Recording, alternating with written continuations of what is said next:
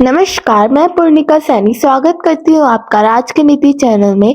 केंद्रीय रक्षा व पर्यटन राज्य मंत्री अजय भट्ट ने कहा कि कांग्रेस की पॉलिसी मारो और भागो की है। वे फेस नहीं करते।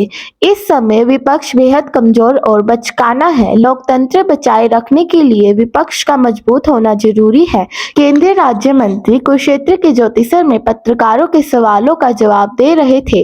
किसान आंदोलन पर उन्होंने कहा कि किसान हमारे भाई बहन है और हम किसान परिवार से हैं। किसानों का हित सर्वोपरि है, ये मोदी जी ने कहा है। यदि कोई राजनीतिक व्यक्ति अनावश्यक तरीके से डराने धमकाने की कोशिश करते हैं या गलतफहमी फैलाते हैं तो किसानों को उस पर बेहद गंभीरता से विचार करना चाहिए। हमारी रीढ़ है, हमारे भाई हैं, हमारी बहनें हैं। हम किसान हैं, हम किसान परिवार से हैं। किसानों का हित सर्वोपरि है, ये मोदी जी ने हमेशा कहा है और सर्वोपरि कर भी रहे हैं। एक एक चीज उठा के देखिएगा किसानों के लिए, जैसा कभी नहीं हुआ वो आज मोदी जी की सरकार कर रही है, हमारी सरकार कर रही है। मैं तो विनम्र निवेदन ही करूंगा, आज देश बहुत 1000 किलोमीटर से भी ज्यादा की स्पीड से चल रहा है। दुनिया में हम सर्वोच्च स्थान पाने को जा रहे हैं। जब भी वार्ताएं होती हैं उसको गंभीरता से लेना चाहिए। हमारा तो यही प्रयास रहेगा, यही प्रार्थना रहेगी कि अगर कोई राजनीतिक व्यक्ति अनावश्यक तरीके से दरार डालने की कोशिश करते हैं या गलतफहमी फैलाते हैं तो बहुत गंभीरता से हमको उस पर विचार करना चाहिए, क्योंकि विपक्ष और विशेषकर कांग्रेस की हिट एंड रन, मारो और भागो, ये पॉलिसी है। फेस नहीं करते हैं। संसद के अंदर भी मारो और भागो, जितने मुद्दे आए, यानी कि गलत बयानी करो और मोदी जी को बदनाम करो। मोदी जी से इतने घबरा गए हैं आज कि उनको जाकी रही भावना जैसी, तीन मूरत प्रभु देखी तैसी, ऐसा हो गया क्योंकि भावना ठीक नहीं है। हाथ मिलाना चाहिए था। 370 हटाई, कुछ नहीं बोले। जो पाकिस्तान बोलता था उसमें उनकी बातों में हाँ हाँ किया। आपको पता है गलवान हुआ, हमारे सैनिकों ने बहादुरी दिखाई, दुनिया हिल गई, लेकिन हमारे लोग उसमें भी सवाल उठाने लगे। सर्जिकल स्ट्राइक हुआ, एयर स्ट्राइक हुआ, जो पाकिस्तान बोल रहा था अंदर घुस के हमने आतंकवाद को खत्म किया, उनको मजा नहीं आया, विपक्ष को मजा नहीं आया। विपक्ष वो था, अटल जी ने कहा था 71 में, प्रधानमंत्री जी आगे बढ़ो, 10-15 दिन या 1 महीने चुनाव के दौरान हम अपने अपने मतों की भिन्नता व्यक्त करते हुए चुनाव लड़ लेंगे। जो भी कहेंगे 10-15 दिन कहेंगे, लेकिन हम एक हैं। भारत तब बचेगा, देश तब बचेगा जब हम एक होंगे। आगे बढ़ो, हम आपके साथ हैं। आज मोदी जी इतने आगे बढ़ के विश्व में देश का सम्मान बढ़ा रहे हैं, लेकिन विपक्ष बहुत नादान है, बहुत बचकाना है। कष्ट होता है कि इस देश का विपक्ष कमजोर होगा तो लोकतंत्र कमजोर होगा। हम चाहते हैं विपक्ष समझदार हो और विपक्ष ज्ञानवान हो, ध्यानवान हो, गुणवान हो और प्रभु सुमति दें, क्योंकि जहां सुमति वहां संपत्ति नाना, जहां कुमति वहां विपत्ति निदाना। हम सद्कामना करते हैं कि विपक्ष को सद्बुद्धि आए। जो इतिहास के पन्नों पर दर्ज है और यहाँ यदा यदा ही धर्मस्य ग्लानिर्भवति भारत, जिसका उपदेश दिया था जब अर्जुन आमने सामने खड़े थे युधिष्ठिर की सेना। कौरव पांडवों की सेवा मेरा मतलब है। अर्जुन विह्वल हो गए थे, मेरे दादा, मेरे मामा, मेरे नाना, सारे लोग हैं मेरे रिश्तेदार, मेरे भाई हैं, मैं कैसे बढ़ सकता हूँ। तब उनको उपदेश दिया।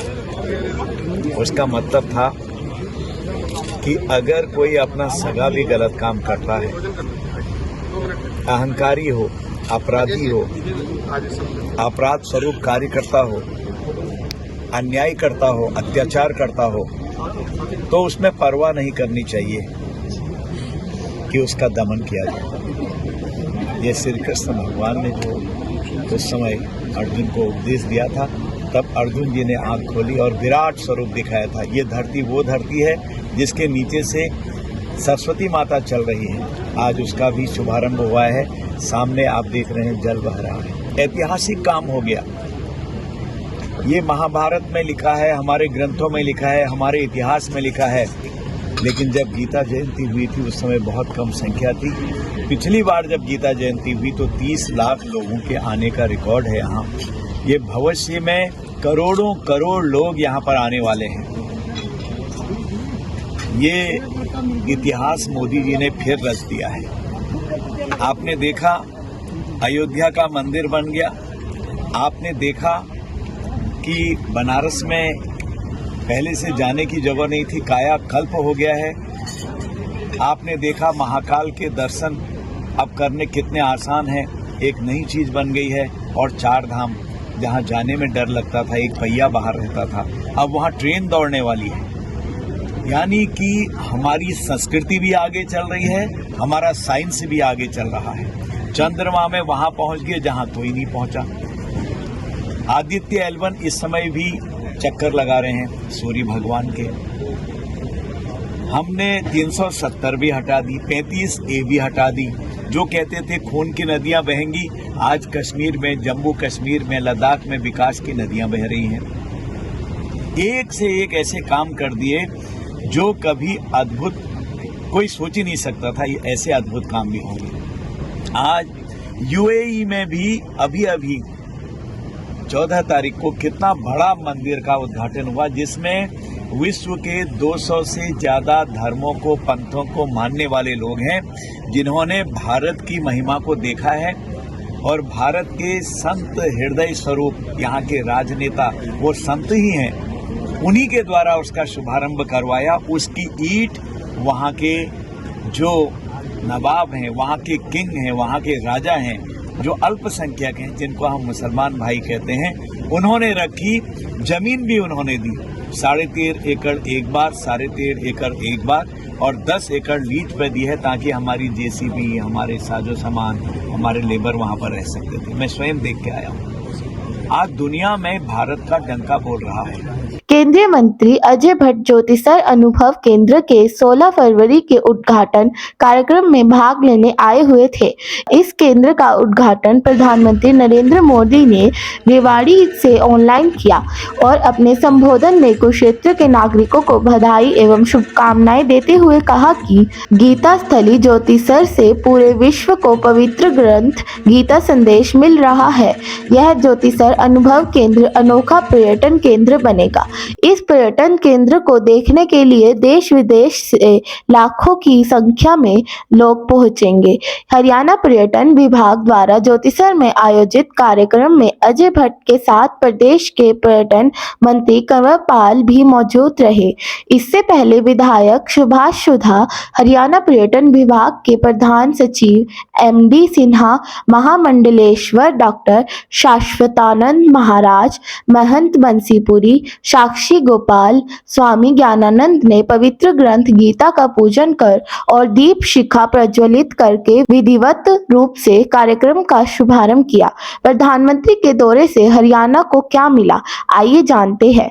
केंद्रीय राज्य मंत्री ने बताया कि आज प्रधानमंत्री ने हरियाणा प्रदेश के नागरिकों को लगभग 10,000 करोड़ रुपए की रोहतक महम हांसी नई लाइन, ज्योतिसर अनुभव केंद्र कुरुक्षेत्र, रोहतक महम हांसी सेक्शन में रेल सुविधा project, Gurugram metro, Kathuwas Narnaul railway दोहरीकरण, रेवाड़ी काठुवास रेलवे दोहरीकरण, भिवानी ढोब बहाली रेलवे दोहरीकरण, मानहेरू भवानी खेड़ा रेलवे दोहरीकरण के साथ साथ एम्स रेवाड़ी की परियोजना की सौगात दी है। आइए अब आपको बताते हैं, यदि आप कुरुक्षेत्र आए तो ज्योतिसर अनुभव केंद्र क्यों देखना चाहिए। इस केंद्र पर लगभग 65 करोड़ का खर्च आया है। इसमें गैलरी नंबर 1A और गैलरी नंबर 2 बनकर तैयार हो चुकी है। इसमें एग्जीबिशन और आर्टिस्टिक, थीमेटिक, मल्टीमीडिया, नरेटिव आदि होंगे और ये महाभारत थीम पर तैयार की गई है। ये सभी आकर्षक तो है ही, साथ ही बच्चों के लिए ज्ञानवर्धक भी है।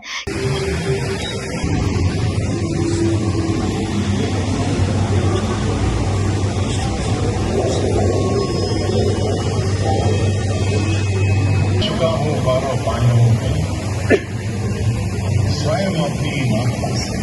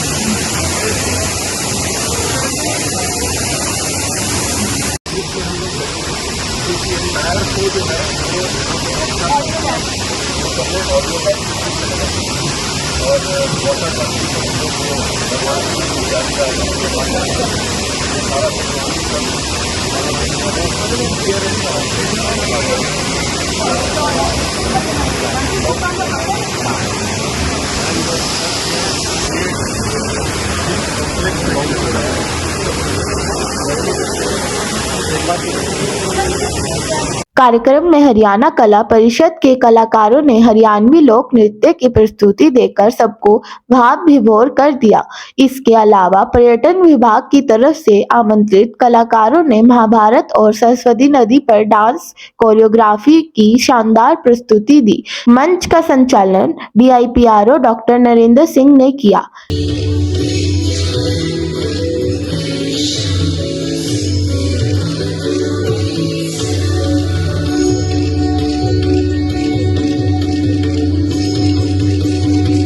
हमारी यह वीडियो आपको कैसी लगी कमेंट करके जरूर बताएं। साथ ही चैनल को सब्सक्राइब, लाइक और शेयर करें। धन्यवाद। नमस्कार।